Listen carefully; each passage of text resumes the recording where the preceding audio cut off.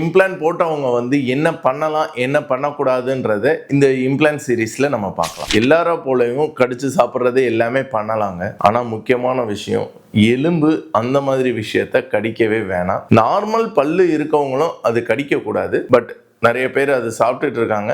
Implant போட்டிங்க அப்படின்னா அதில் வந்து கண்டிப்பாக எலும்போ ஒரு கடினமான பொருள் அதை கடிக்கிறத அவாய்ட் பண்ணிக்கிறது நல்லது. முதல் விஷயம். ரெண்டாவது வந்து ஸ்மோக்கிங். நம்ம ஸ்மோக் பண்ணும்போது என்ன ஆகும்னா பற்களுக்கே பாதிப்பு ஏற்படுங்க.